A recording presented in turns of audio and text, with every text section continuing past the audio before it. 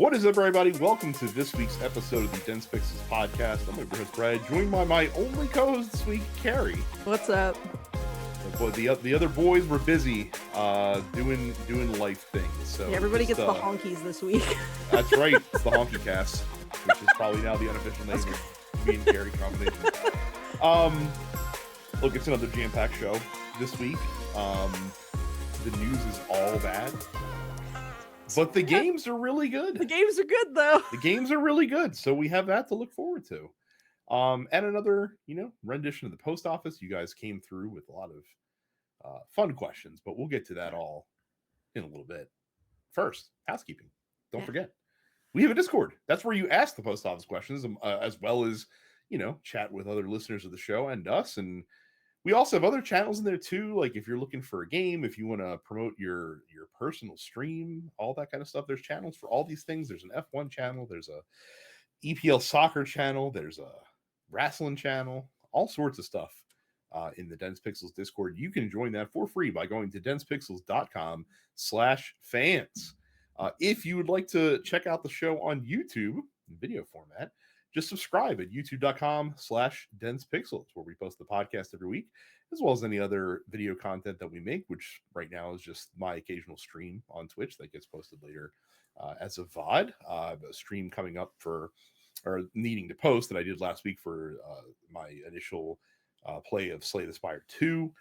Plan on streaming some marathon, playing poorly sometime later this week, but we'll have all that for you later on. Of course, if you prefer your podcast in traditional audio format, just search for TNP Studios on the podcast app of your choice. You'll find us. You'll also find the Apocalypse, Black and Black Cinema, and the Look Forward Political Podcast. And if you'd like to support TNP Studios with zeal, go to densepixels.com/premium. Just $5 a month we're asking for to help support your favorite independent media podcast. Carrie is joining this week. She wasn't planning on joining this week. But she felt it necessary to come on to, I guess, talk about the game that is consuming her life right now, and currently my wife's life right now as well. Pokemon Pokopia, the new life sim Pokemon game that just came out last week. It's very good. I don't really know how to describe it beyond like you're making little homes for Pokemon in these towns that are recognizable as specific towns from the games, which is a whole other thing. I got to my second biome, and the minute I figured out what had happened there, I was just like, man, I don't feel good about that. But you're kind of restoring these different areas and bringing Pokemon back into this world after what appears to have been a large-scale natural disaster that caused all the humans to leave. And I guess they left their animal friends behind. I guess a lot of Pokemon were like left in the PC storage systems and stuff like that, and so now they're starting to come back and they need places to live. So you gotta bring the towns back to life, and it's real cute. It's very easy to pick up. There's a lot of different systems, but they don't overwhelm you with them. Mm-hmm. They kind of drip feed you different systems as far as, you don't have to think about like generating electricity or anything like that until you get to the second area. So it's just, I find it very cute, and it scratches my itch for life sim style games. And obviously I like Pokemon a normal regular amount, as we all know on this show. So no, it's great. It's fun to figure out like the different habitats that are going to attract different Pokemon, and you need different Pokemon that do different things. So in order to like rebuild a Pokemon center, you need a Pokemon that has the bulldoze ability to clear out the debris, and then you need a Pokemon with the build ability, and you need a Pokemon with the chop ability, and you need a bunch of extra helpers and all this other stuff. So it's a lot. And I'm trying not to binge too much of it And the Mhm. game doesn't necessarily reward you for binging it either, because like you can play a lot of it and that's fine. You can build a lot of stuff and a lot of people are almost treating it like Pokemon Minecraft, which is fine. I haven't done a lot of like terrain manipulation yet. I'm just trying to work with sort of what's already there.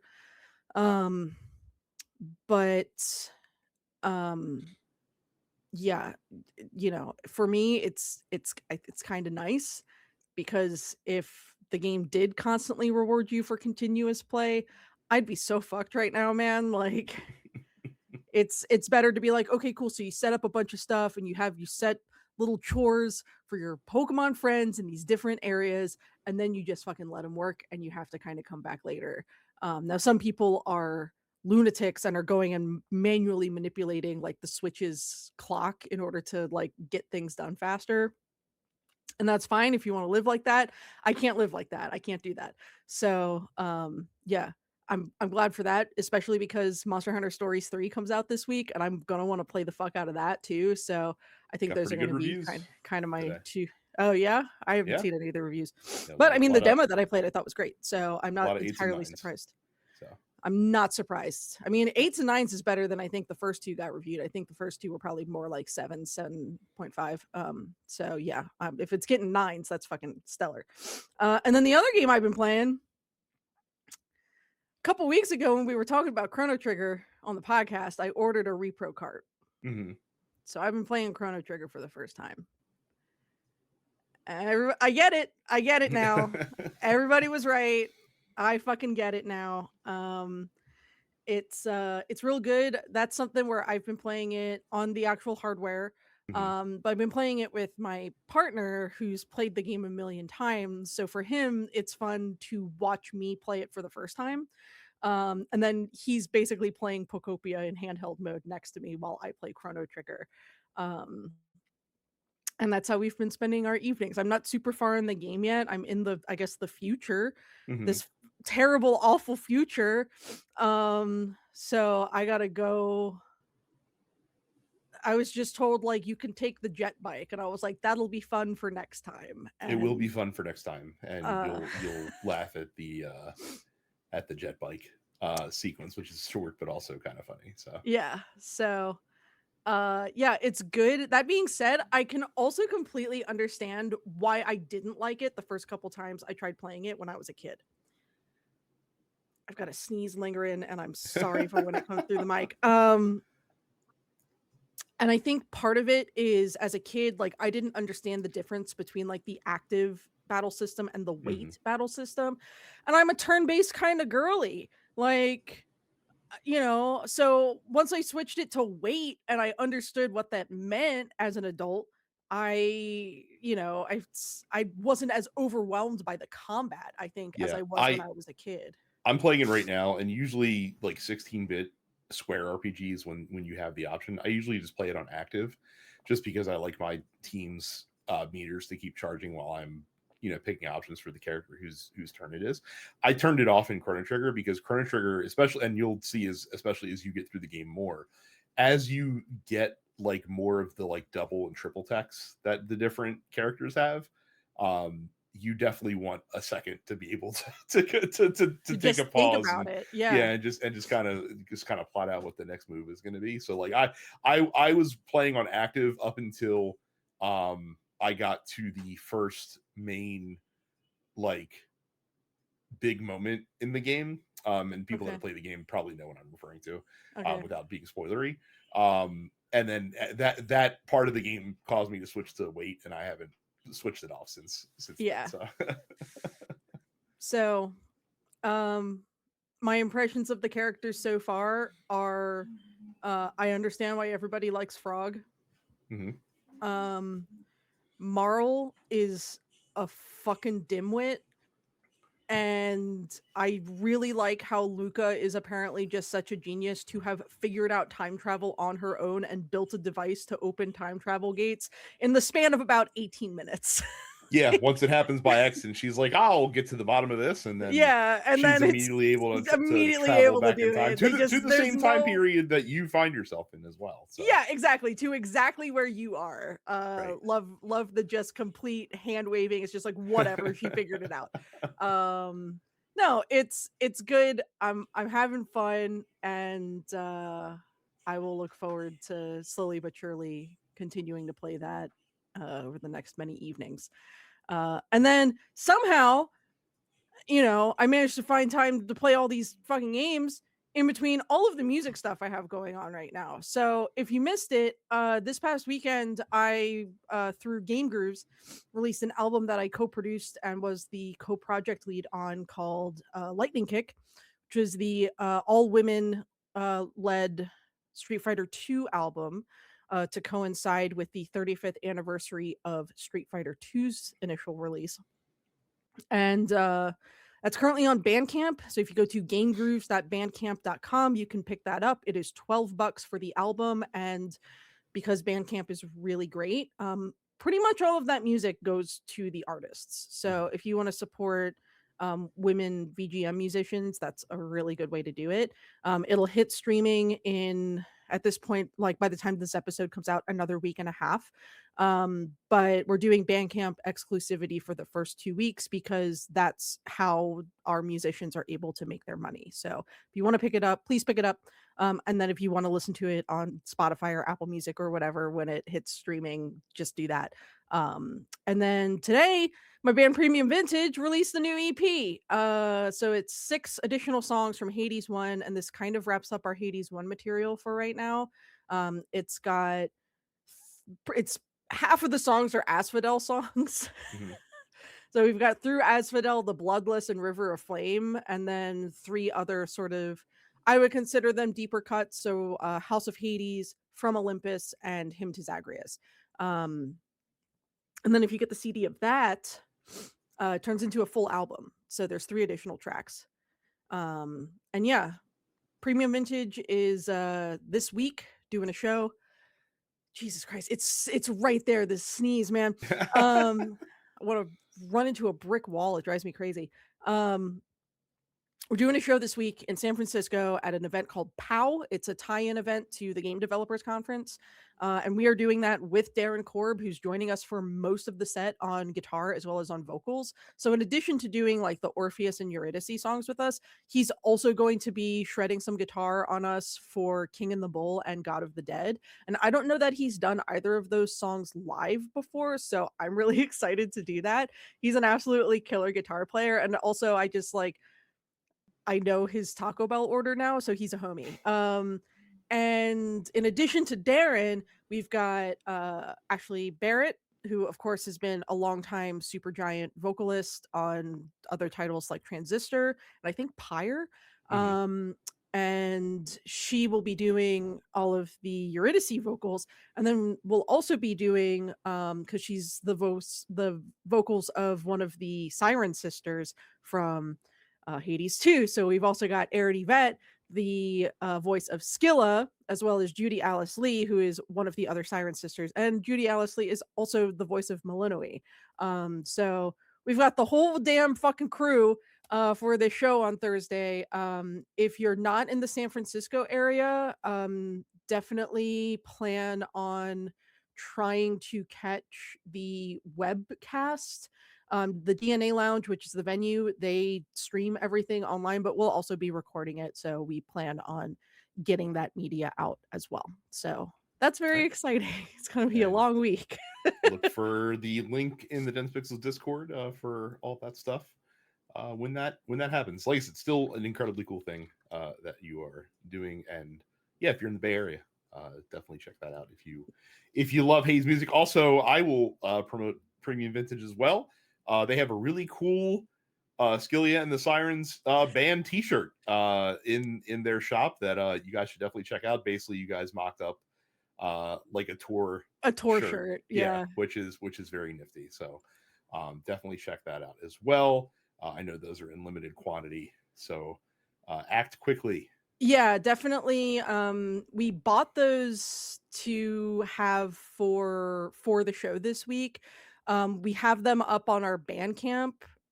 If you want to guarantee one, order it as you're listening to this. Because we don't know how many we're going to have left over. This is a design we're going to keep in stock. But yeah, it obviously takes time to do reorders and whatnot. But I'm really stoked on that artwork. My buddy Patricio, who's got his own VGM project, Pokerus project. They've been around for more than a decade. They're fucking incredible. They are from Chile. Please check them out as well. Awesome. Very cool. I've got 2 games to talk about. What they are will surprise absolutely nobody. So, talked about Marathon a little bit last week through the server slam. The game's actually out now, and I've been playing a lot of it. And this is hitting all the right notes, which I don't think that I expected from an extraction shooter. That was like the few examples of such before this have really not gotten my attention. Didn't seem like something that I would enjoy very much. But I like Bungie a lot, and turns out when you put their specific type of action gunplay combined with the way they tell stories in game, very diegetically and with way too much lore that is probably necessary, both in like the in-game codex or the grimoire as it was in Destiny, but also like while you're in matches, they have like, you know, the terminals that were from the original game that actually have stuff on them that the lore nerds in the community have started piecing things together at hints of things that are coming down the road, which is really, really cool in a game like this. Like they could have probably just made, you know, a really competent distraction shooter and it would have been fine. The fact that they're Bungieing it up, I think is a really cool thing that will certainly keep a specific dedicated community going around. So, but yeah, the game itself is really, really fun. I've played it exclusively solo now, but I've been playing it all the different ways you can do it. So there's basically as a solo player, there's essentially 3 different ways to play the game. You could jump into a match and get matched up with randoms, which has been going pretty well. I mean, it's obviously with that kind of thing, it's kind of luck of the draw as far as who you get matched up with. Sometimes you get matched up with people who are very competent and very cool. Sometimes mics, sometimes not mics. And sometimes you don't, and that's okay. Like I mean, it's a bummer, obviously. Like if you if you get matched up with a bad team and you bring in some decent loot to the run, that you lose because you get killed. But I mean, that's, you know, so it goes sometimes. Fortunately, like I know the big concern that a lot of folks had with this game and any extraction shooter is that obviously that punitive aspect of, you know, if you die, you lose everything that's on you, including what you went into the run with. And I will say that the good news is that loot is pretty disposable in the game. Like there's very few things, at least early on. Obviously, like later on as you get better upgrades for weapons and stuff like that, you might feel a little bit more precious about it. But early on, there's not a whole lot that's like, you know, it's a bummer that I lost these few things, but it's not like devastating, right? So like that's the other thing. And also like if you don't want to risk it, like I know a lot of extraction shooters have like the pity loadouts that you can take in where they give you, you know, low level gun and some low level items that you can go to the run with, but that way if you lose, you're not losing anything. Most extraction shooters have those on timers, like you can only get one of them every 30 minutes or every, you know, hour or something like that. Marathon is not. Like every day one of the corporate factions in the game has a free like sponsored kit that you can get an infinite number of, so that like if you're just trying some like true solo runs just to knock out some quests, right, and you don't feel like, you know, potentially losing loot, you can just use sponsored kits and there's really no harm in all that. So that's really good. True solo runs also have been fun. That's what I've kind of been doing for certain quests, and that's another thing that's also really good about this game. And I think a lot of the folks that kind of bounced off of Arc Raiders or other games like it I've seen a few folks stick around, because the one cool thing about Marathon that I think kind of stands out above the other ones is that they do have the faction quest system in the game, and your progress towards quests persist even if you die. So like even if you go into a map and you have a quest and you fulfill part of the quest or you complete the quest, and even if you don't exfiltrate, you still get credit for that. You still get your faction XP. You can still get faction unlocks and stuff like that, even in losing runs. So that kind of that definitely mitigates some of the feels bad of losing the gear or the loot that you collected along the way. And then there's the Rook runs, which is where you go in as a solo into trios matches, but you go in halfway through the game basically, and you're just there to scavenge and to pick up like stuff off of the corpses of the runners that have been killed, or go through the different areas that they might have missed things or left things behind in. The Rook also has a cool ability because the UESC, or sorry, UNEC, I can't remember what the acronym of the bot faction is that's in the game.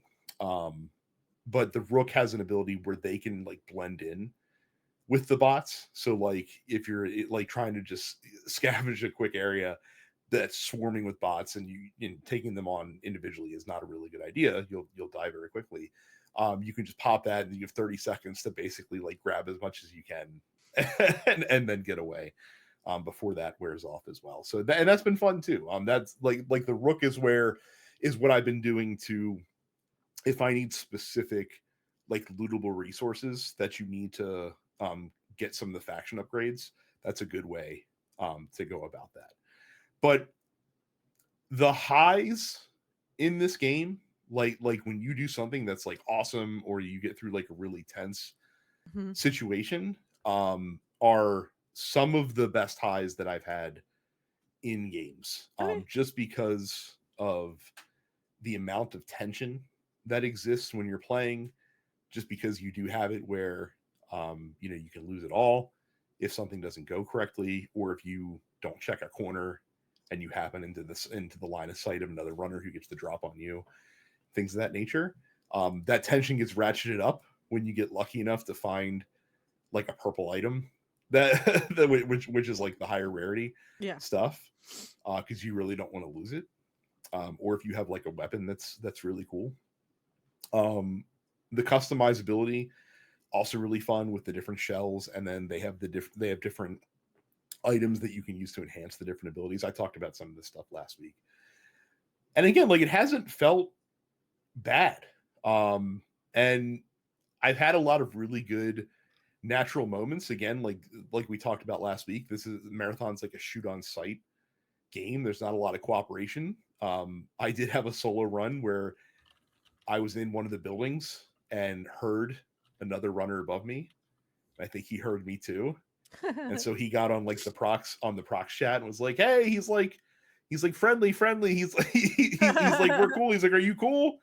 Are you cool?" And I went on. I was like, "Yeah, dude, I'm cool. Like, I'm just looting stuff. Like, I'm not looking to kill you if you're not looking to kill me." And he's like, "Yeah, man." He's like, "Here." He's like, "I found some good stuff." And he like dropped a couple items. Like one of them was like a blue item that was worth like 1,500 credits on exfil, which is like, that's cool. And he's like, "Yeah, I got some extra things." He's like, "There's some other things upstairs too if you need." He's like, "All right, dude, I'm getting out of here. I'm gonna go exfiltrate." And he just balled off. Like that was really fun.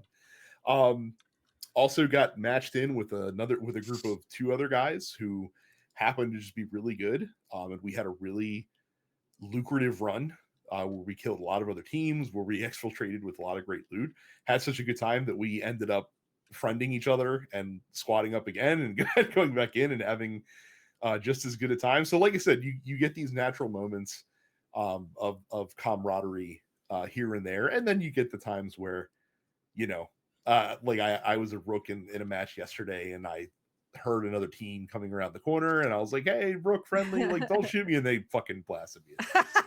So which is how it goes sometimes. Um, but yeah, it's a really cool game. It's a game I have trouble recommending, right? Because it's Mhm. going to be so specific to if you are okay with heavy PvP, if you're okay with you know get like walking away with nothing on a lot of runs. If you're okay with just the kind of loop in general of it being a looter, then I think it's something you'd really like. But if any of those things kind of don't sound appealing to you, then I don't know if it is something that you should check out. But it is really cool that it seems like it's going to be a game that Bungie has a lot of plans for.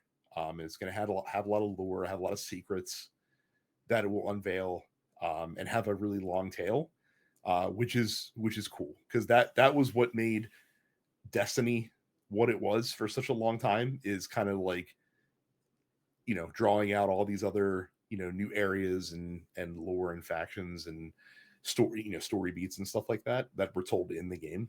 And I could see the same thing happening with Marathon as well. So I hope they get the chance. Like I said, it's a lot of people are, obsessing over Steam player counts, which kind of a fool's errand, especially for a game like this, which is also available on console. You could argue more prevalent perhaps on console, since it is a Sony published game. And it's appealing to a lot of Destiny folks who, again, like, probably 80% of all Destiny players play on console. So, like, I don't know if this is one where you can look at the Steam concurrence and draw a picture about it. So, but like I said, I hope they get the chance. It doesn't seem like it's going to be like a quick hook situation. Enough people are certainly playing, and I think they sold enough copies early on that it should continue to get support, and won't get the rug pulled from under it. So, also, talking of Steam concurrent player counts that don't mean shit but are still, like, readily impressive. Almost 600,000 people at its peak on Steam were playing Slay the Spire 2 over the weekend, which is insane. And I was one of them. Enormously unsurprised. Yeah. So Slay the Spire 2 came out in early access. The original Slay the Spire I talk about a lot on the show. It is easily in my top 10 favorite games of all time. Probably even top 5, just off the top of my head. Like, I'd have to sit down and really look at, like, my all-time list to see where it fits in, but I wouldn't be shocked if it ended up in the top 5. It's a game I put in 600 hours on between 2 consoles, over its lifespan. And I love that game. I think it's about as close to a perfect game that exists. I think it's enormously well balanced for a deck building game, which is a really difficult thing to do.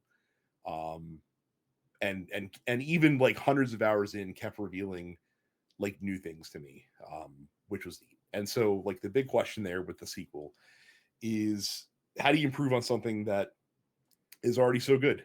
And it turns out that when you're really good at designing games, that's actually a pretty easy thing to do. Because I'm blown away by how polished this feels, even though it's in early access. Like, I don't know this to be a fact, but I'm pretty sure that early access, like, the stuff that they need to add is basically additional art assets, and additional story aspects, and obviously, like, balancing once they get, enormous player data. But it's, in terms of, like, content, the game appears to be, like, content complete. And if they have more to add, then that's going to be insane. But it at least appears at first glance to be content complete. The structure of Slay the Spire it hasn't changed. Like, it's run based. It's a deck builder. You go through 3 different acts. Each act, you have a splitting paths ladder that you climb up, and there's a boss at the end, and then you move on to the next one. What has changed is they brought back the original 3 characters, or the first 3 characters from the first game. But because there's all new cards that they've added for those characters, obviously they kept a lot of the existing cards from the first game, but they added a lot of new cards, they added a lot of new relics, and most importantly, they added a lot of new keywords. Those characters feel fresh, even though they are returning, and the additions that they made open up new ways to play them, essentially, which is very cool. Took a lot of strategies from the original game that maybe weren't as good, and are exploring lots of different ways to work within those. Like, a good example is, like, in the first game, the silent character, which is kind of like the rogue character, had a lot of cards that, like, discard things out of your hand. And while that was good to cycle through your deck quickly, it wasn't very viable to build around it as a specific mechanic for your run. But they added a keyword in Slay the Spire 2 called Sly, where if you discard a card out of your hand, it actually plays that card. And now the Silent has like a ton of really powerful cards that are high cost in mana, but they have the sly keyword. And so if you build a deck that where you're discarding cards all the time, you get to play those cards for free, essentially, which is a fun way to do that. So that's an example of something they did um, to make the existing characters feel very fresh. They also have two new characters that are the most mechanically complex characters so far that they have built. One of them is this like arrogant king who is confused as to why like he's not at the top of the spire, and so he's fighting his way up the spire. And he has basically two resources. So he has the regular mana resource that every character uses, but he also has this like astral resource as well that you need to use to play his most powerful cards. And he also has a sword that you can summon, like a familiar, that you can buff and land like huge attacks with as well. So a couple different ways to build around him. Then the other character is a necromancer that also has a summonable familiar that you can buff, but that can also take damage for you as well. So you can you can use it a lot of different ways. And they also have a mechanic called Doom, which basically kind of works like Poison does, but it just a little bit differently and a little bit easier to apply, and it's a little bit more persistent. So those characters are really cool. They have a lot going on. The changes, like the new enemies, because like basically all the enemies in the game are brand new, or at least like very appreciable variations on enemies from the first game. Also have really cool different things, attacks that they can do, or ways to fuck with you, or ways to safeguard. Like one of the enemies, one of the bosses, for example, in the second act, is literally like the sandworm from Dune, essentially.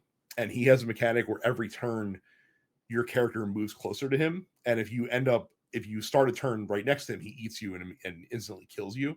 So you have to waste cards on your turn playing cards to like back up from him. And so the whole fight is balancing like the risk reward of like, I want to back up from this guy, but also I want to play like my most powerful cards. So that, you know, that the whole risk reward with that is pretty neat. And some of the like, so the interesting thing so far is like a lot of the elite fights, which are like the champion monsters as you climb up, have actually been tougher than some of the boss fights have been, which is always fun. So, and then the other thing that's just been really cool with this is that, so the first game, you could tell it was done on a small budget because the art, while good, was pretty basic. The animations were pretty basic, and the sound was pretty uh, like a lot of the same sounds were used for a lot of things in the game. This game, you can tell, has been built with a much bigger budget in mind because the art is still the same style, but completely, you know, much more mature and detailed. Um, there's an incredible amount of combat animations, both from your characters and from the enemy characters as well, that are unseen in the original game. And the thing that's really surprisingly amazing is the sound design in this game is tremendous. Like all of the characters, like their different attacks have unique sound effects. Um, the enemies have different unique sound effects as well. Everything sounds really punchy in battle and stuff like that. And I wasn't expecting a lot of resources to go in that, or for me to appreciate it as much as I do, but it really does make the game feel lively in a way that the original game did not. So again, it's shocking that this is an early access game. If you had told me that it wasn't, aside from like some of the placeholder art and stuff like that that's in there, I'd be like, this is just the full game. Like, this is just Slay the Spire. Because I was a little reticent about getting in early access because I didn't like, my worry was that it's gonna be like, oh, like we have the first two acts done, but Act 3 is coming later and stuff like that. And I didn't really want to play the game that way. This feels like a feature complete game, and if they have more gameplay things to add, that's going to be really exciting to see how that unfolds. There's co-op in the game as well. I have not partaken in that, but the fact that it exists is strange and kind of cool that that's the case. But yeah, it's so good. It's just an incredible sequel. Um, if you're on the fence about, like, if you're on PC, because since it's an early access, it's only on PC right now. If you were on the fence, you're like, I don't know if I want to do an early access, I would pull the trigger on it. There's a lot there to play. Again, 5 characters, more variety in this game. I think I've seen as many as 5 bosses in each act, which is an upgrade from the original game where there was only 3 in each act, so those get a little repetitive. But yeah, it's a really fucking fun game. Nice. Yeah. So on to the news. Like I said, the news all sucks this week. Some of these things are very short stories, but some of them we can pontificate on a little bit. The least surprising news ever is that Highguard, just 45 days after its release, is shutting down. Highguard, man. Yeah, according to Wildgate Studios. They put out a announcement last week, actually very shortly after we recorded the podcast, I feel like. Yeah. So we just kind of missed that one. Saying that the game is going to shut down entirely on March the 12th. They did put out a new, I think, character and some other additions to the game for free for the folks that are playing it as it kind of winds down. And they, of course, to thank you for your support. Of course, this was inevitable after it was announced that Tencent, who was the primary funder for the game, pulled their funding once the initial reaction and revenue potential from the game on its release was not showing especially high. Yeah, a long-term benefit. So yeah, I feel like we talked about Highguard a lot. And I don't know what more we can say about it. I don't know what more there is to say. This just feels like another cool. So a company took a big gamble with a big expensive live service game, and this is what happens. Like we saw this happen with Conquered. We saw this happen with, other games before. So it's just like it's hard. I don't understand why game companies keep doing this. Well, so it's interesting. I was listening to Remat Radio over the weekend. Patrick Klepek made a great point that I didn't think of, and he compared it to kind of where you saw baseball, especially like 5 to 10 years ago, where analytics were such that they were just like, hey, it's a good idea. Load your fucking team up with guys who can either draw walks or guys that can hit homers. Oh yeah, sabermetrics. Yeah, and like so there's so many guys. True outcome kind of mentality. You either walk, you get a home run, or you're out, or you strike out. Yeah, right, or you strike out. And so there's so many teams that had all these prolific players that would hit fucking 40 home runs a season, but would also strike out 175 times. But it was fine because like when they hit a home run, it was super helpful and you were willing to put up with all the fucking strikeouts. And so while this is incredibly devastating for Wildgate and for the developers, for Tencent, it makes sense because for them, like if they throw, $50 million at something and it doesn't pan out, okay. That's a drop in the bucket for them. They don't fucking care. Yeah. But it's worth it for them to take the risk because if it does hit, how many billions of dollars of revenue will come back for that. So unfortunately, because of that, like I don't think we're going to see a decrease in this as much as this should be, and as much as Concord should be a cautionary tale in this industry. I don't necessarily know that we're going to see a decrease in it because again, the lure of hitting the jackpot is too big. So. I feel like all the jackpots for live service have been hit, at least for the foreseeable future. I don't know that you can necessarily release like a brand new IP live service game and have it come out and crack into the market. It feels like, first of all, and I could be completely off base. I think you are. I think you are wrong. Like I think we still do get one of these every 6 to 9 months. Arc Raiders is a great example because I remember when they first debuted Arc Raiders, or when they first showed it off many years ago. The game was originally supposed to be a Destiny style looter. I remember that because I was interested in it, and then I remember a year or so after they debuted the game, they're like, hey, like this is not going to come out for a while. Also, it's now going to be an extraction shooter. And people are like, ugh, like I don't know what you guys are thinking. Like, and most people were just like, the Arc Raiders, that extraction game from the finals people, like, I don't know. Like I don't think that's going to be too good. And then Arc Raiders came out and was a massive hit that continues to be a massive hit to this day. Helldivers, another example of a game that, they weren't even No, that's trying true. to make a massive hit, Yeah. but it just caught fire. I think that's the important thing, though. I think it has to happen organically. I Yeah. think you can't force it. Yeah. So, Eh. but yeah, so like I said, unfortunately, hopefully those developers land on their feet. Again, a valiant effort for trying. Again, there was a lot of decisions made around High Guard that were really puzzling. Um, Closing but out the Game Awards to yeah, well, that was Jeff Keighley's decision.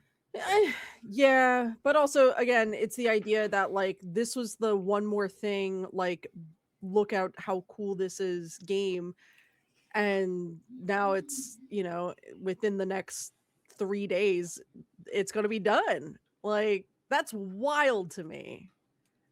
It's really, it's actually really funny because so like Jeff Keighley obviously was very bullish on this game, Well, and I yeah. remember the week, like the couple days before it came out, he posted a tweet that got circulated around where it was the GIF from Jurassic Park, where like they're first flying to the island, and the insurance guy is like the John Hammond, like in 48 hours, like you better figure it out, and John Hammond's like in 48 hours, I'll be accepting your apology, and turns out that tweet ended up being much more prophetic than even Jeff Keighley probably intended it to be.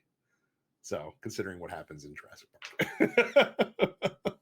Well, so, but yeah, that stinks. But again, I think we all kind of anticipated that this is where we were going to end up once things kind of unfolded the way that they did.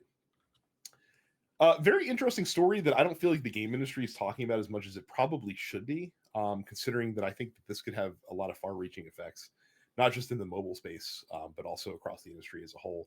Yeah. So Epic Games and Google have been in litigation for quite some time. Epic, of course, sued Google over the draconian rules around Google's Play Store. That they were taking too much money, and they took a cut of in-game purchases, and they didn't allow for other app stores easily to be available on Google, and yada yada yada. Google actually ended up settling with Epic Games last week, and part of the settlement is they're going to be changing a lot of ways that their app store works with developers. So the first thing is that app store fees are dropping down to 20% or less, down from the traditional 30% that currently exists and that you see pretty much across the games industry as a whole. They're also going to have a registered app stores program outside of the United States so that you can actually download and install third-party app stores like the Epic Game Store from the web without having to sideload it onto your Android phone, which is kind of a murky process for those of you that don't mess with Android. Also, that Google's going to let app developers offer their own billing system in game alongside Google Play billing for in-app purchases, so that you can separate billing fees and service fees, and Google will not take a cut on those. But Google will still keep like a cut of content inside of an app that you already purchased, but because they'll have that additional that billing service in there, it'll be a little bit easier for developers to keep more of that money, which currently what you see developers do, and you see this on other app stores as well, is developers will say like, hey, like if you buy V-Bucks in Fortnite, it's going to cost like $13 for 1,000 V-Bucks, but if you go to our website, like it'll cost you 10 for the same thing. So like they try to push people away. Now they won't have to do that as often as well. And so there's a lot of other things that go with this. It's a pretty lengthy court ruling. Also, part of the settlement is that Tim Sweeney is legally barred from publicly shit talking Google for like 3 years or something like that, which I think is very funny to have as part of the fucking settlement. Yeah. But this is really interesting because, again, this is one of the two major phone app store marketplaces and by proxy, one of the biggest game marketplaces. Because again, we don't talk about mobile a lot on this show, but I mean, if you want to talk about the disparity in revenue, like mobile games make console games look like a fucking like a side hobby in terms of revenue that comes from mobile. And so Google doing this is pretty interesting. It's kind of ironic that they're doing it with the Epic Game Store as well, who did a very similar thing in the PC game store space. Now, funnily enough, Epic doing that has not really had much of an impact on Steam, because people still understand that even though they get better rates on Epic, that's not where people are buying games. And so Steam still rules the roost on PC games. But do you think that this is the first domino of many to fall that will lead to perhaps Apple lowering their developer cut, or maybe even this might branch out into the console Yeah. space as well? Or do you think that this is going to be a very isolated thing with Google and Epic? I like to hope that it's going to be kind of like a domino effect. I'm not really sure. I feel like given that we are in late stage capitalism, this feels like, a rarity, right? So I don't know. It's nice to see Google do this, and Google is obviously one of the major players as far as just this particular kind of, world. To be clear, I don't think they're doing this out of a sense of altruism. I'm pretty sure they No. got the sense that they were going to get their fucking face caved in if the Oh, judge ruled. I mean, yeah. So I think they were just trying to control the terms of settlement as best they could. Yeah. Yeah. So we'll see. It's entirely possible that something like this would be enough to spook some of the other big companies into lowering their percentage accordingly. So we'll see. We'll be curious, but will be also interesting because I would imagine that this means that you'll see Fortnite back on the Google Play Store if it's not there already, pretty quickly, and probably Epic promoting the shit out of that, especially compared to iOS. Another big story that again I'm surprised people haven't been picking up on what's going on with this, and Jay and I talked about this on Look Forward last week, but it's relevant to talk about in this podcast as well.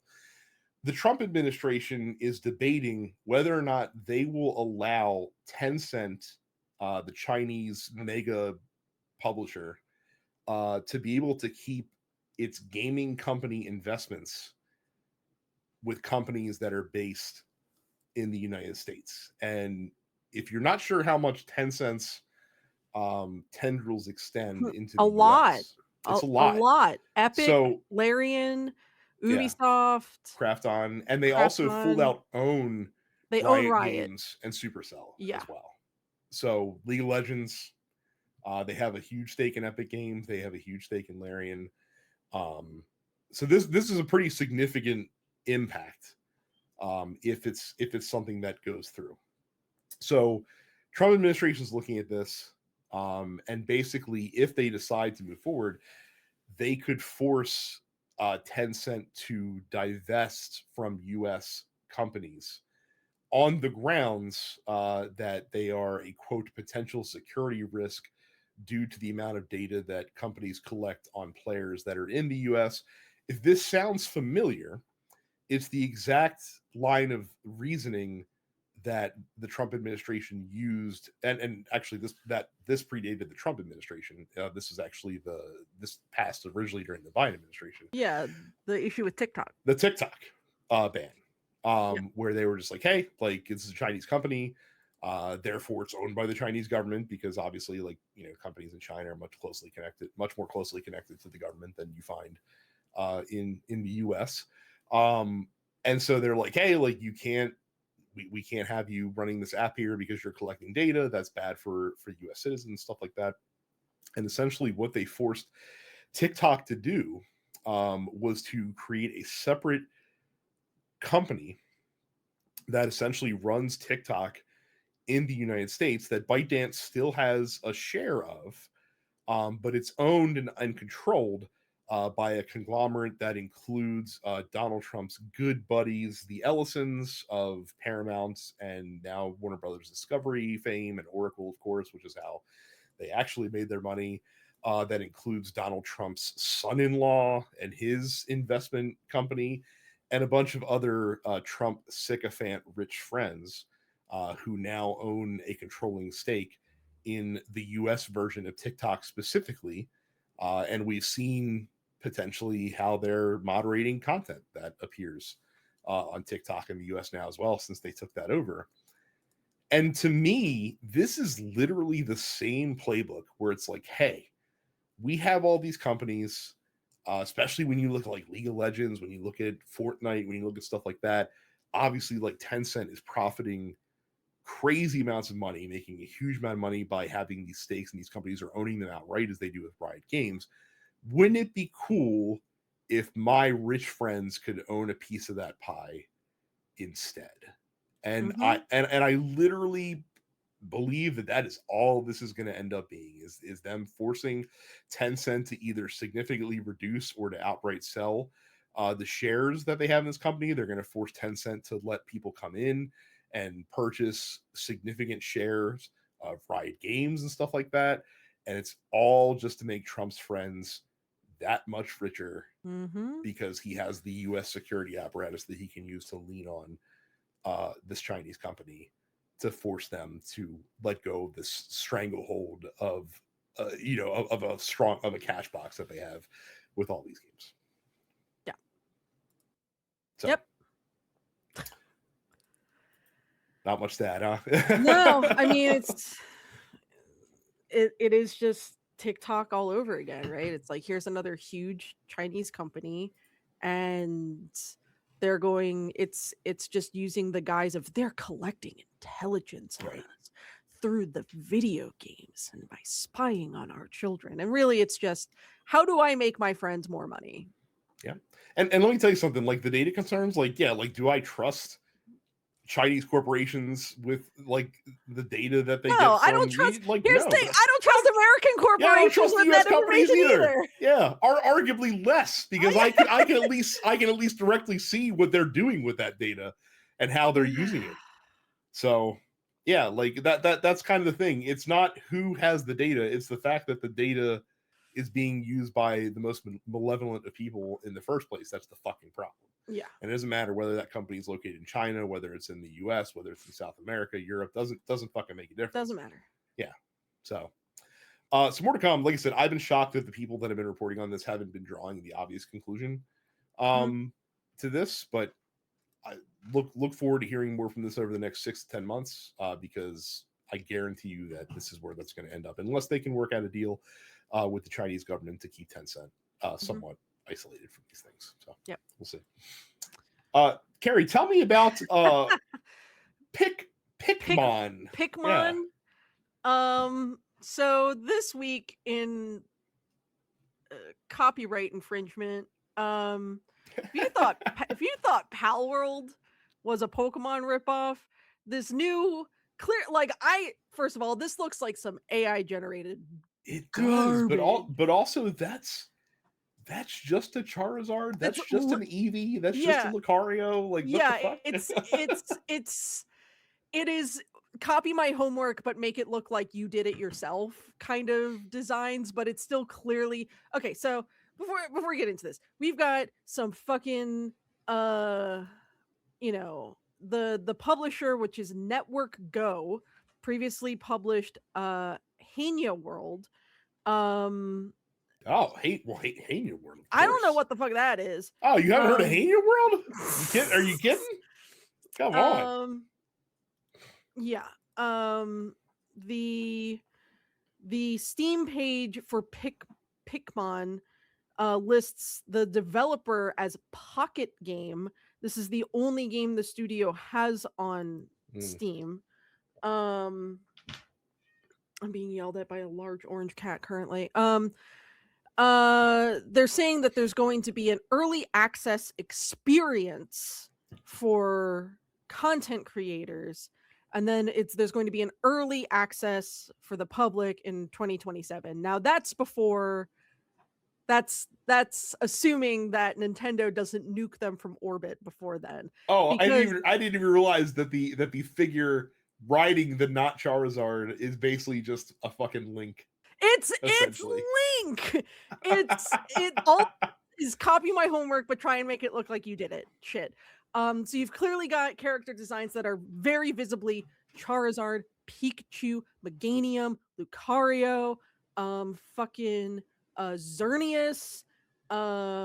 You've got Link, Breath of the Wild Link in there. You've got the same camera angles from the opening of Breath of the Wild in this fucking trailer too. Look, this is going to be very funny when that goes to court. I cannot wait because it is not going to take long for them to get completely obliterated. And again, I think a lot of this is some like AI nonsense. Oh, That almost assuredly. yeah.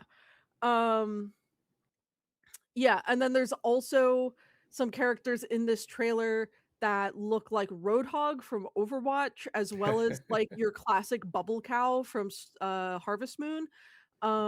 So good luck.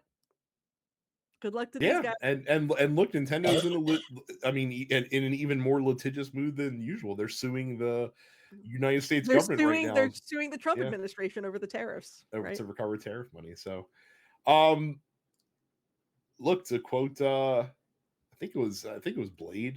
Some motherfuckers always trying to ice skate uphill. Like I don't know why, I don't know why companies keep doing this, but I yeah, just this is gonna why are there so many people who are going out there being like, I'm gonna step on this rake as hard as fucking possible, and then being surprised when they get hit in the face? probably because Power World kind of sort of got away with it and continues to be really successful. That's the only thing I could think is that. Yeah, I guess, yeah, But Power Word also like at least put in like a minimal amount of effort to distinguish their not Pokemon yeah, from Pokemon.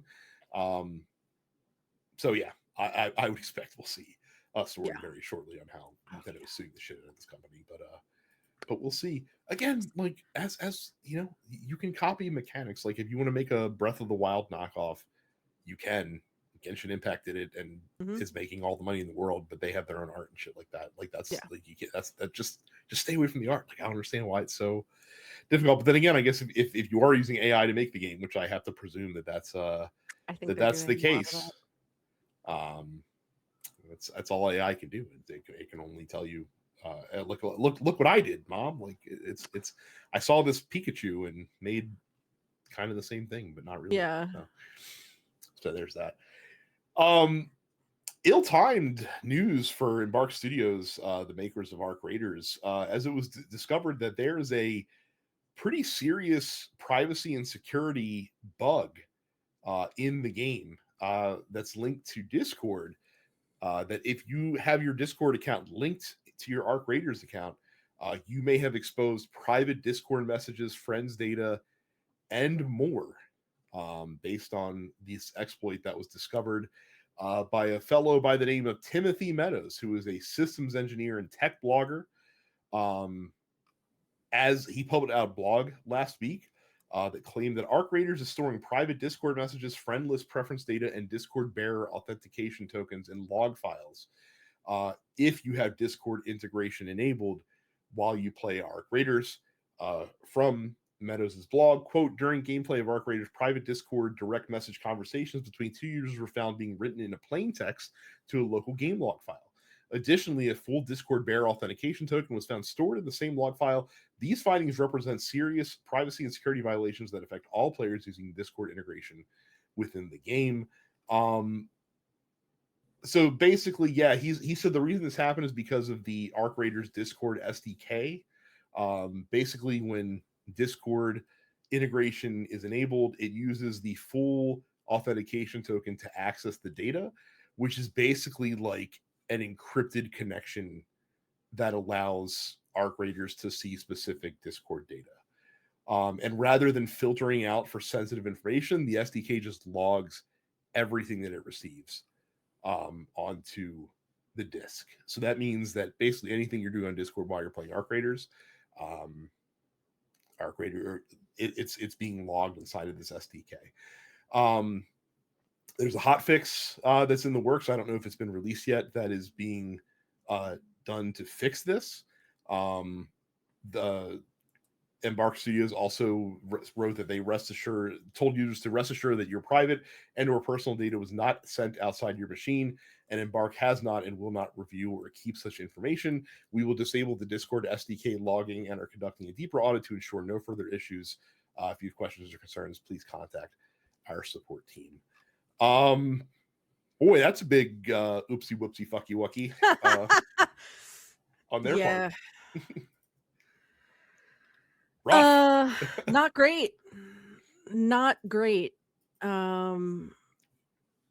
Like, it's bad enough, like, Discord already kind of feels like it has so many security issues, like, it doesn't need additional ones coming from outside of it like this, you know? Like, feels like, you know, every couple of months we get some, like, Discord had a security breach and all your messages got leaked to some fucking foreign government. Well, at least to their credit, they didn't cause this one. So I mean, not this time, but no, not this time. Perhaps next time.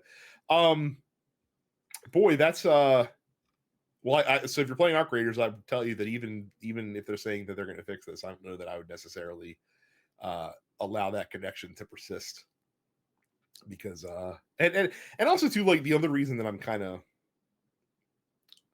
I don't think they did this on purpose. I also don't trust Krafton as a publisher further than I can throw them. They've done some shady things, especially as it pertains to like the Subnautica development team that we've talked about in the past and things of that nature. So yeah, that's one of the situations where it's like, you know, fool me once, shame on you. Fool me, you know. So just don't do that. And also, you know, be careful using Discord integrations. I know a lot of games are putting that as in there, but just understand, like, this could be the end result. So make sure if you're you know, linking those systems up, that it's with somebody that at least is responsible with data or has a track record of being responsible with data. But yeah, not an ideal thing to have happen as one of your big competitors arrives on the market, essentially. So to that point, though, I haven't heard too many people getting, you know, out over their skis about this. Nah. So more kind of a four amazing stories that are coming down the pipe here. So the first one of the games during Summer Games Fest that caught a lot of people's attention was the new game Gang of Dragon, which is from Toshihiro Nagoshi, formerly of RGG fame, set out to make his own studio, Nagoshi Studio, and put together a really phenomenal looking trailer of this new like game that looks very similar to Yakuza, but you know, people are just like, hey, this looks fucking dope as shit. Well, turns out we may not see the game at all, because NetEase, who was the studio's main financial backer, has decided to cut off funding for Gang of Dragon after it was they were informed by the studio that the game would need basically an extra $40 million in funding to be able to reach completion. So they were like, we don't think that this game is going to be that successful to recoup the amount of money that we're throwing in. So they decided to get out entirely. Nagoshi is trying to seek additional funding to continue developing the game, but he has not had any success so far. But I will say, for the record, neither studio has commented publicly as to the veracity of this news. It'd be a huge bummer. Again, like from the small trailer that we saw, this game looked very exciting, especially to fans of. If you like Yakuza, you'd like this a lot. I know a lot of people who really like the Yakuza game, so kind of a bummer. I mean, it's a bummer anytime you have a newer studio putting out something that looks like it's going to be really cool, only to like just lose funding like midway through development. So but now this is the downside of the live service craze and people looking for the home run constantly, is that a lot of venture capitalists and stuff like that, who would normally be willing to fund these type of things, aren't willing to now, because they don't see, like, well, if it's not going to become another Fortnite, like, why would I even bother you know trying to do that? So That's rough. That's all. That also seems like. I mean, I'm not a developer. I don't know how large the studio is, and I don't know how long money can stretch. Um, but boy, like depending on where they are in development, an additional $40 million seems like a lot. But again, what do I know? So Yeah, I mean, it's my understanding that they were having some significant, like, South Korean actors and actresses, mhm. lend performances to this game, and I wonder if their decision to do that, rather than to go with, like, relative unknowns instead, may have inflated the budget a bit. Mm, It seemed like they were trying to go with a bit of a celebrity angle with some of the main characters, and I wonder if that was having a strain on the budget that could have been spent elsewhere, basically. So could be, certainly could be. So, um, big news today. According to IGN, Rebecca Valentine, EA is laying off an unknown number of employees at 4 different studios that worked on Battlefield 6. So Battlefield 6, of course, came out last year. mhm. Hugely successful launch. Outsold Call of Duty for like the first time that I can recall since Call of Duty became Call of Duty. Yeah. Um, but the downside for EA is that Battlefield has had a tough time retaining its user base. At I think at one point it had a peak concurrent on Steam of over like 700,000. Yeah. And now it's sitting around like 30 to 40,000 Yeah. peak concurrence every day. So obviously a pretty significant drop off as far as player count goes. But yeah, allegedly Criterion, Dice, Ripple Effect, and Motive are all studios that are going to be uh, that are going to lose employees. Employees are being told reportedly that the layoffs are part of a quote realignment, but that the studios will remain operational. This is also, by the way, on the heels of EA laying off folks at Full Circle, who are the developers of the new skate game that came out last year as well. I forgot So that came out. Was it just not good? I heard it's actually okay, surprisingly, because like I said, they made like an open world skate game, which I think people were a little skeptical about, but I Oh, think it's once they still got in in there, early access. It's it not is still even in in early full access. it's not in Yes, full release yet. Interesting. yes, Okay. yeah. Hmm. So, a lot of people speculated that this might have to do with the fact that they're still trying to finalize this acquisition uh, with the Saudi Public Investment Fund, and so they're trying to get their books as tightened up as possible. I could certainly see that.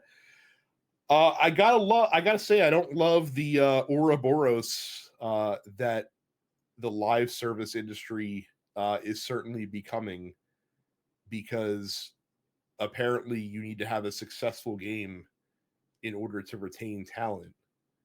But even if you don't have a successful game, you're not going to retain talent. And also, like when you have gamers that see this news, a lot of people tend to react overwhelmingly to it, and so they say, "Oh, like and so a new live service game will come out and be like, well, why would I invest my time and my money because it's not going to be around in 6 months anyway? So I'll Yeah. just continue playing what I have." Now, not that Battlefield 6 is going anywhere. Obviously, I'm pretty sure that that's still going to continue Yeah. doing its thing.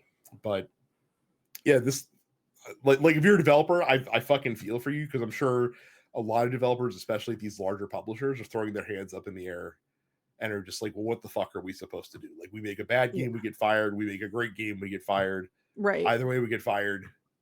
What the fuck? Yeah. So, Yep. and then finally in layoffs, Builder Rocket Boy, the studio behind Mind's Eye, run by former Rockstar executive Leslie Benzies, or creative director, I think he was, made another round of layoffs. While their CEO continues to suggest that industrial sabotage and criminal activity are the reasons why Mind's Eye did not take off the way that it should be.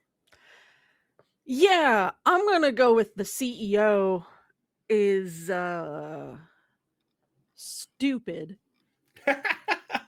because I don't think criminal espionage caused the game to release at like a fucking 8% on OpenCritic. Like, Well, they were they were riding that line when the game first came out. They're like, oh, there's factors outside of the studio that are conspiring against us No, to make but us unsuccessful. And it's just like, no, dude, like your game stinks. your game's just bad. Yeah. Like, have you Like considered yeah, your game isn't any like good? the game is not good. I remember when the game came out, it was plagued with technical issues as Yeah. well. Like on the level of like Assassin's Creed Unity technical issues from a decade ago when that game first came out. Probably one of the more famous instances of that happening. Your game loop stunk. It was boring and derivative. It was, it was basically like a 360 era third person shooter, parentheses derogatory. And yeah, it just wasn't good. And I don't know, like, if you think that, like, how could we make a bad game when we have Leslie Benzies in the studio, like, running the ship? Like, I don't know if it's arrogance. I don't know if it's just, delusion. All I do know that if I got fired and like the CEO blamed like fucking paranoid delusions as to the reason why, I'd punch that fucking CEO in the face probably. Yeah. So, but yeah, it's just incredibly, it's just incredibly wrongheaded to talk about this in the same breath that you're talking about laying people off from their jobs. So, Yep. I don't know. Doesn't make sense to me. Like, and I think they were like, I think throughout all this they're like alluding to the fact that like Rockstar is sabotaging them, and I'm like, bro, like believe me when I tell you, Rockstar doesn't even like it's like the Dom Draper meme where it's just like I don't think about you at all. Like, Right. yeah, Yeah. Fucking Thanos. I don't even know who you are. right. Like, So it's just like just unbelievably dumb bullshit from a studio that has not engendered any benefit of the doubt. I feel no. right in the short time that they've been on the scene. And then finally, In related, like, stupid bullshit, like, yeah, this is some stupid Sony bullshit. apparently is testing dynamic pricing on the PS5 PlayStation Store, where a PlayStation Store price tracker called PS Prices has detected price changes across more than 100 games, with some users being offered personalized discounts of up to 17.6%. So, for those of you that may not have heard the term, dynamic pricing, it's also called surge pricing. It's basically a pricing strategy that a business will set flexible prices for their products based on a variety of factors. Sometimes it's demand. So obviously, as supply goes down, demand goes up. They'll raise the price of something, or sometimes they'll look at an individual user's purchase history, and they'll say like, "Oh, like this guy's more willing to buy this type of item from us, so for this user, we will maybe make it more expensive because we think they're going to buy it, or maybe make them cheaper so that it stands out." Among our competitors or stuff like that, and because we Yeah. think that we can get this user to purchase this thing. Um, I don't like this. I don't like it either. I think dynamic pricing is scummy to begin with. Yeah, it's extraordinarily scummy. I think I think it's even more scummy when you're talking now about digital goods. Yeah. So something where, and especially on the PlayStation, it's not like you have a well, I guess technically you can in some cases, like you can go buy a disc version or whatever, but like like as far as the digital offering goes, it's not like you can go to another store on the PlayStation and buy it from a different vendor, buy a digital card that works on your PS5. Like you have to Right. buy a PS5 code. Now I'm sure there's sites that sell like PlayStation keys and stuff like that, but that's Right. a different thing. Yeah, I don't care for this. I will tell I you. haven't seen a single person be like, I'm really into this. So like I hope that this gets rolled back pretty quickly, because the idea of like, oh, we're gonna have this game. I saw someone post about it earlier today of like I looked at my account and this game that I was interested in was $20 for me, but when my wife looked at it on her account, it was $15. Mhm. And it's just like, why? Like, why? Yeah, It's just and it's weird because like all it's gonna do one is of the piss first people off. Like, one of the first examples I saw in this was I don't remember. I think it was Assassin's Creed Unity because I just mentioned it, but like I think the first example that I saw reported, the person like a person who had a PlayStation Plus account actually saw a higher price for Assassin's Creed Unity than someone who did not have a mm, PlayStation Plus subscription, which you think that the inverse would be true. yeah, Like you you would think the think, PlayStation Plus subscriber would get a better deal on the game because they do PlayStation Plus exclusive sales all the time. yeah. I don't So fucking get yeah, it. that's kind of insane. Um, I hope that the attention that this story has received gets is basically them touching the hot stove and realizing that like nobody wants this. Like Yeah. just fucking put your games out there for MSRP when you have a sale, make it the same price for everybody. If you want to give an extra discount to PlayStation Plus, fine. Like that's Yeah. Yeah. that's perfectly okay. Yeah. But None of yeah, this don't algorithmic surge pricing bullshit, man. It dude, sucks. we're only going to see it more and more, unfortunately, which is really shitty. Ugh. Because again, like it's completely obfuscated, right? Like you can't do that. I mean, I guess you can do it in a store as a whole, like if you're in a retail store, Yeah. but you can't do it, shopper by shopper. No. So, Yep. yeah, it's gross. Like I said, we're so many fucking companies doing crazy tech bullshit without pausing to think like, is this a good experience for the fucking and like the consumer? Like Jesus Christ! Remember when companies used to actually consider the consumer experience in the decisions that they made back when we Mm. just had regular capitalism instead Like of in the just like '90s. let's make all the money that we possibly can at all times. Ugh. So it's gross. I hate it. Let's get to the post office, which I don't hate. It's not gross. You can ask us questions. We'll answer them on the show. densepixels.com/fans to join the Discord. And you can ask us questions just like Cam did. He says 2 questions about this. He posts a picture of the Yoshi popcorn bucket that'll be available at AMC theaters for the Super Mario Galaxy movie. Number 1, is this something that any of you want? Number 2, is there a hole in the egg that leads to a Yoshi dong? First of all, Yeah. I don't want this because I don't fucking like 2 reasons I don't want this. 1, I don't like Yoshi, he doesn't do his taxes.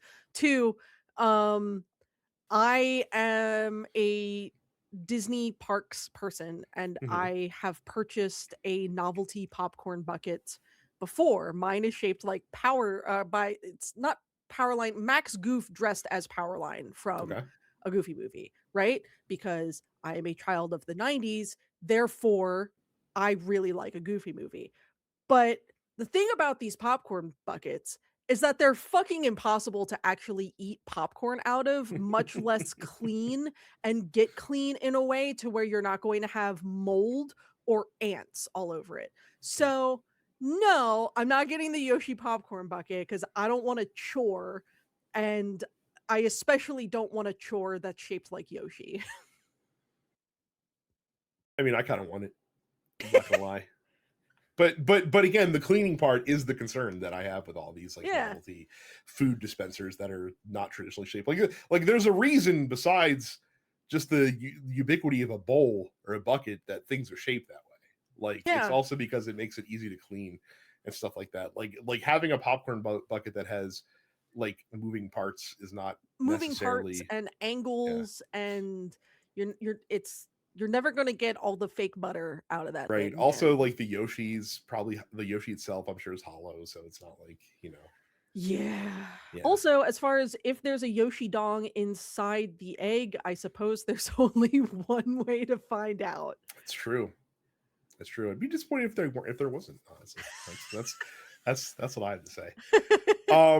Donald Glover, huh?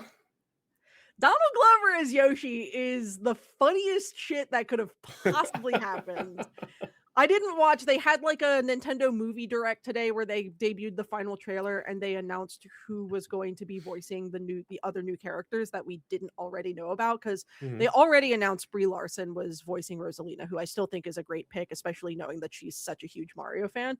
But we're getting Donald Glover as Yoshi, and then two characters I was not even expecting to see in this film. Wart will be voiced by Luis Guzman, and Issa Rae is voicing Honey Queen.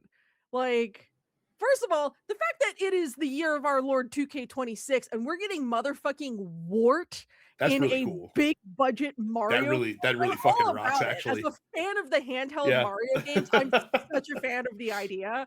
Um, but yeah, I thought the new trailer looked great. It's they're clearly mixing elements of three games in particular, those being Mario Galaxy, Mario Odyssey, and Mario Sunshine, in order to create what is happening in this movie.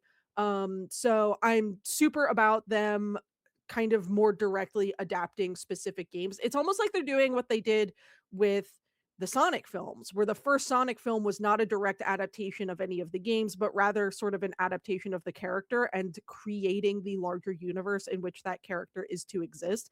And then Sonic's 2 and 3 were pretty explicitly based on like the Genesis games and then Sonic Adventure 2, respectively. So with the Mario film, the first Mario film was not based on any of the games specifically, but rather based on the general existing lore of the characters. And now we're getting the more game specific kind of shit. So I'm all about it. I'm literally talking with my partner on Discord right now as to find a time for us to go see the Mario movie when it comes out next month. So I'm super excited about it. But yeah, what a world we live in where we're getting You know what? Donald Glover Yoshi again.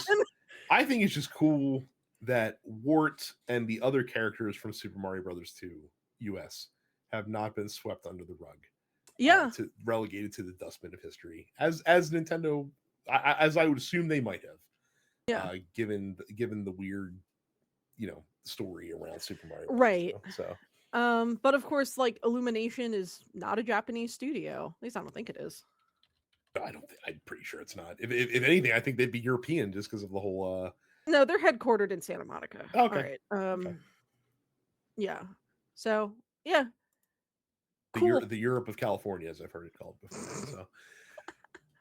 So, Mark asks, "Let's hype you shits up. What accomplishment or event that you've overcome in your life makes you the most proud of yourself?" Hmm. This is a tough one. Um, I think maybe 5 years ago, I would have said the fact that, like, I owned a house and had a master's degree before I turned 30 was, like, my biggest accomplishment, but in terms of where I was in my life then versus where I am now, I'm so much happier now. So I'm gonna go ahead and say, like, a couple years ago, I got divorced and I left a relationship that was not making me happy. I've kind of joked about it on the podcast several times already, but ultimately it was like I was in a relationship with a guy and like we're still cordial and civil with each other. We have a lot of mutual friends and we both exist in the VGM space. And I don't think my ex is like some terrible god awful abusive human being, but like he's an alcoholic and he has volatile anger issues and I just couldn't live like that anymore. And so I left and I had the stones to fucking be like, this isn't working. I got to go. And I feel like for as stressful as the process of getting divorced was, in spite of the fact that as far as divorces go, it was very easy. hmm, We didn't have like a long drawn out court battle or anything along those lines. But I feel like the fact that I sort of like got through that entire process and did the move to California and I'm dating my current partner and I am just infinitely happier now than I was, in 2021, 2022. hmm. So I think just in terms of how I was able to handle myself and navigate very turbulent waters for an extended period of time in 2023. Um, I think I handled that as best as I possibly could, and I feel good about that. Yeah. For me, probably kind of where I am in my life now, where me and my wife are now, as far as like financial stability is really cool. Just because I didn't graduate college. I left college because me and college didn't get along real well and started working. And basically through my mid 30s, worked a lot of jobs where you know overworked and underpaid kind of stuff, or not paid commensurate to the amount of work that you're doing. And I mean, GameStop was that essentially, where as a Oh, store manager, you do a lot of work, but what you get paid is not that great compared to what you're doing. But I enjoyed the work, but it was a struggle, right? And my wife worked the job where, again, she really enjoyed it, but it wasn't the most money in the whole wide world coming in. But despite that, we still bought a house, but also racked up like a lot of credit card debt and stuff like that. But now we're both working job. Well, she's working for the same company but in a different position, but she's making pretty good money now. The position that I'm working in, I'm making pretty good money now for like the first time in my life, and probably getting paid my worth for the first time in my life that I can recall. And it really actually struck, it really hit us because we've been doing a great job like paying off like old credit card debts and stuff like that, and really working to get back to zero as much as we can. mhm. And the thing that really struck me actually happened this year. Typically, as most people, I would imagine, when you get a tax refund, it's coming, how much it's going to be, and you start to earmark that money and make plans for it. And it's like, hey, like, well, this year we're gonna put it towards this or put it towards that instead of the other thing. I realized when the tax money is coming in, I'm just like, huh, we didn't talk about what we're going to use the tax refund for at all, because it was like it was just extra money coming in. Like, it wasn't Yeah. money that was just like, oh, like, we totally need this to replace the windows, or to get a new AC unit, or whatever the other things that we had to spend money on over the years that we didn't necessarily have. Um, that we're in a position now where we're just a lot more comfortable, which is a relief. I feel for everybody out there who deals with that, because again, I know that stress and that pain, and it feels like a hole that's very difficult to dig yourself out of, and it is. But if you can get yourself on sure footing, it feels awesome when you do Yeah. kind of get past that. So that's what I would say for me. Seacat asks me, as Max was slowly climbing up the grid, this is an F1 question, Carrie. Was I the only one hoping that a midfield team would accidentally take him out? No, good race this weekend in F1. This is the first race with the new cars. We saw some crazy action up front for the first 10 or 12 laps, basically, which I don't recall ever seeing so much back and forth at the front of the field that early in a race in recent seasons. That was pretty nifty. Um, a lot of people don't like Max Verstappen. I kind of like Max Verstappen. Like he for someone that has spent his entire life in like as a high profile race car driver. I mean, literally, he broke into F1 when he was like fucking like 17, I think. So literally his whole life has been around that. His dad is a fucking psychopath, former professional F1 driver that basically like groomed his child to be an F1 driver from birth, essentially, and is that type of stereotypical little league parent. Yeah. If you catch my meaning, Uh-huh. um, for him to deal with that upbringing, to be in a very high profile, high pressure situation, and for him to have come out to be a relatively well adjusted person, like he's pretty down to earth. He's a thoughtful person. He could be a little petulant at times, especially on the racetrack, but who among us, right? Especially in those competitive situations. But he seems like a genuinely good dude. Um, doesn't seem like a fucking asshole personally. Like he's kind of a dick on the track. He races hard.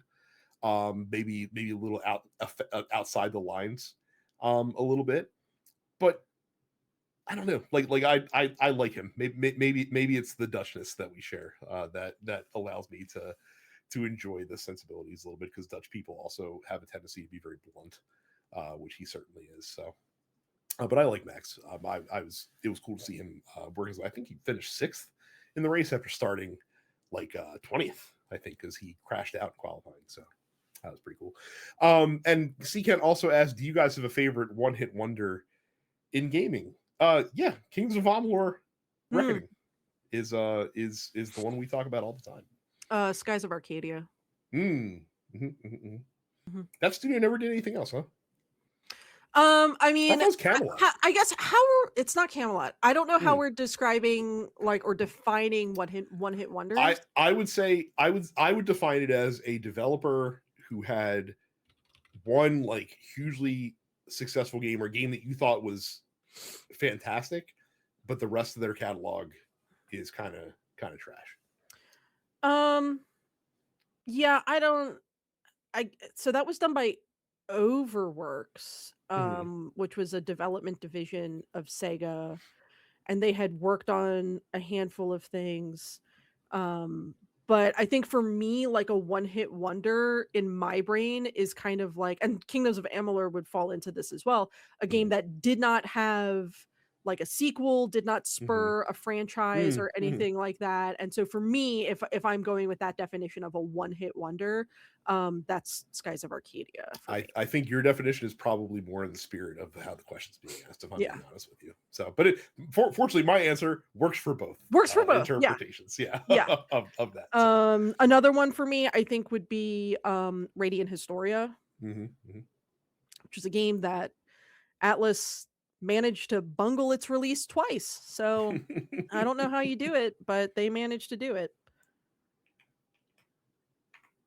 All right. Let us go to Beach Boy, the first of 2 questions from them this week. The second one's a bit of an essay, so I'm going to have to probably interpret that on the fly. We'll do the first one first. Playing Pokemon ZA, wow, what a good game. It felt like they went to the drawing board and asked, what do we need to do? And honestly, they did it. I think fans who expect so much get pissed. Go figure. What is a franchise that took a step back and came out with something that is surprisingly good? I mean, Pokemon's a great example of that, I think, with sort of how, Sword and Shield, I think, was overall considered kind of mediocre in a lot of ways. It certainly ranks really low for me as far as the overall Pokemon franchise goes. And then Scarlet and Violet, I think, was so ambitious that they overshot their target, and that game didn't really work correctly until it got a Switch 2 upgrade. And now it's great. Like Scarlet and Violet, if you haven't played it on Switch 2, worth revisiting. But I think that's like, it's a really good example of like, hey, let's take a step back. Let's reevaluate some stuff. Let's figure it back out. And ZA is such a good example of them kind of reassessing the priorities, because I thought the story of ZA was really good. I thought the supporting characters of ZA were great, but they really scaled down the environment to just one city, and they revamped the battle system in a way that is super fun. So yeah, I mean, I can't really think of any others where it's like the franchise is so long that it gets mediocre and that they are able to then successfully like reevaluate and come out with something good, because there's been plenty of other franchises that I think have gotten mediocre but have stayed mediocre. So Yeah. I think the other probably banner example of this, and not that the previous games weren't good, but I think that they had certainly reached their natural end state. And so the fact that it got like the game got so reimagined was a surprise. And the fact that it kind of, I would argue, eclipsed the original version with what they reimagined it as. Yeah. And that's the God of War franchise. Okay. Which went That's from super fair. Yeah, which went from like a 3D, action platform, but just like completely all about the fucking gameplay and all, and had the story and a really unlikable main character actually.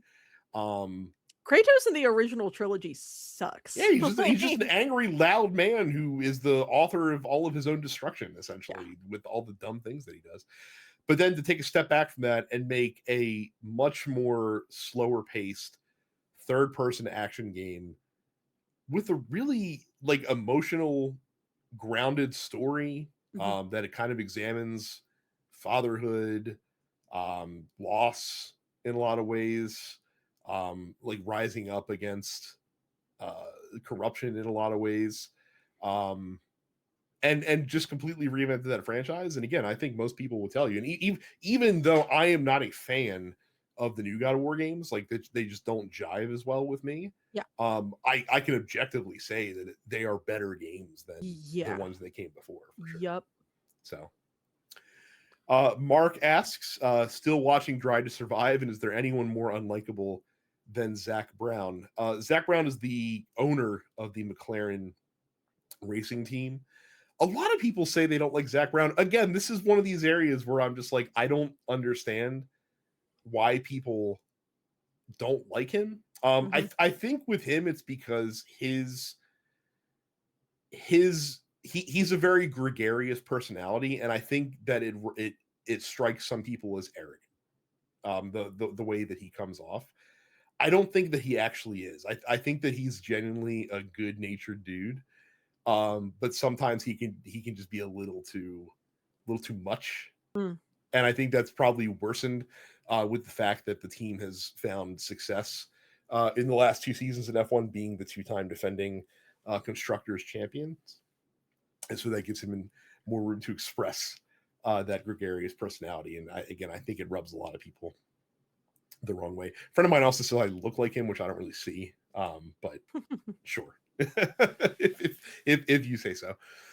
The second one Here, from Beach Boy. I'll read Beecher Boys. Oh, excellent. Okay. Uh, Thanks, Brad. You mounting up and playing the Soul series made me realize how much of a little bitch I've been with the Resident Evil games.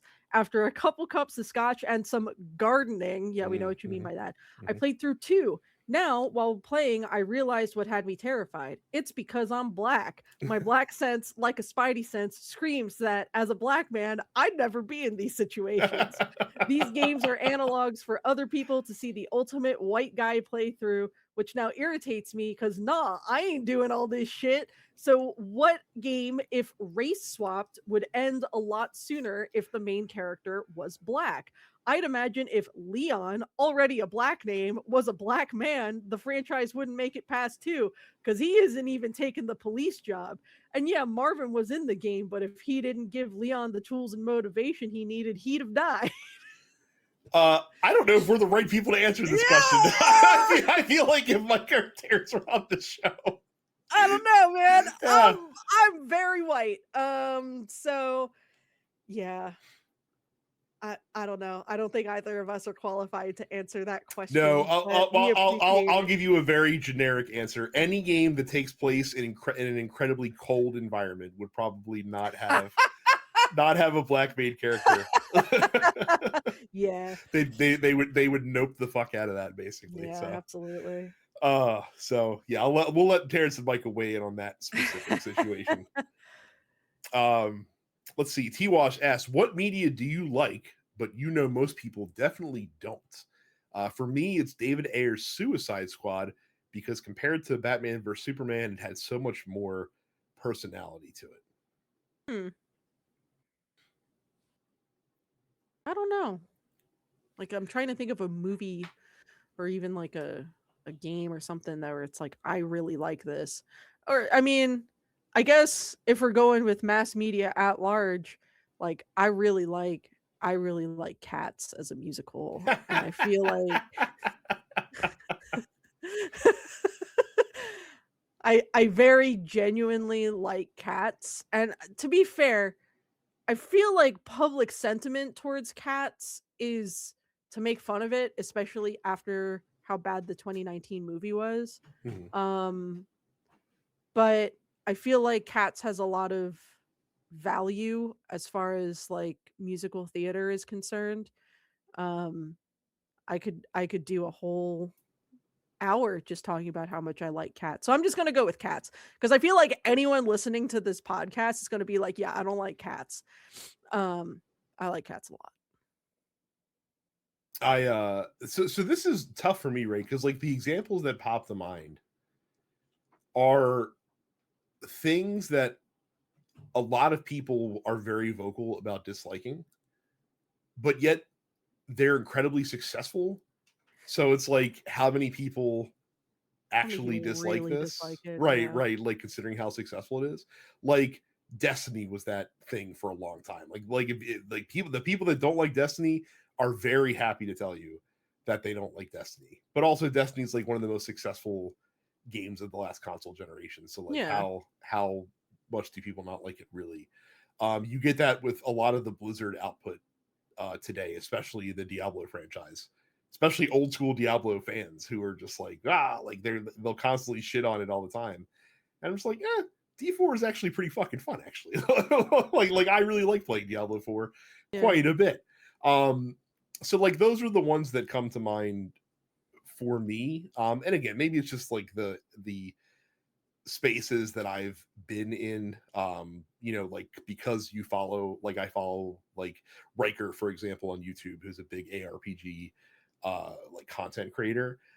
There's a shitload of people in his comment section all the time on every video that he posts, like D4 is shit, D4 is bullshit, like this game sucks, this, that, or the other thing.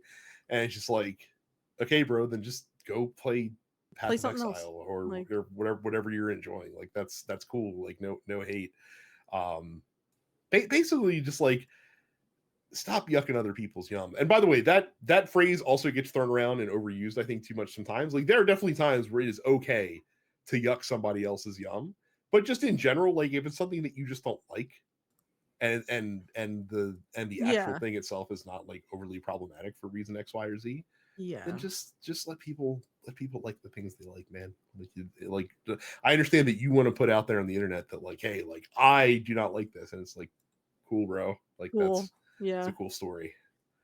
So finally, Mad Coco G asks, since James Gunn and Spike Lee have had their hands in the development of a video game, which movie director would you like to have seen help make a game, and which genre?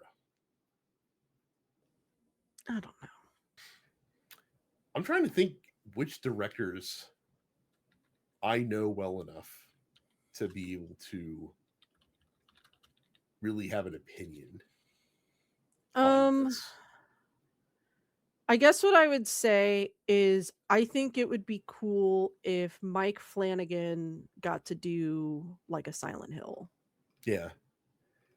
It so in that vein, I could see like if David Fincher could contribute on like a thriller, like a narrative thriller Yeah. type of game. That might actually get me to be interested to play a narrative game if David Fincher had a actual appreciable role, not like the George R.R. Martin role in the creation of Elden Ring, Yeah. which is very unclear as to how Very much he unclear. actually contributed to that. It So, baffles me. Um, but yeah. yeah, Yeah. I I'll think that I'll g- I'll go I'll go with Mike Flanagan should get to do like a Resident Evil or a Silent Hill or something more obscure like a Fatal Frame or something like that. that would be cool. Like I said, Yeah. it. I almost wonder if we're going to see more movie directors or just screen directors dipping their toes into gaming more and more Hmm. as time goes along, because it's been kind of limited. Haven't seen it pretty widespread. Famously, like Steven Spielberg has kind of poked his nose into some things, partially because his son is also a game developer, which kind of leads him into that. Obviously, like the Jordan Peele thing with Kojima at the Game Awards 2 years ago made a lot of this thing. John Carpenter, also an avid video game player, also was heavily involved with that Toxic Avenger game that's coming out as Mhm. well. I don't know if he had any involvement with the Thing video game from back in the day, but it wouldn't surprise me Hmm. if he did.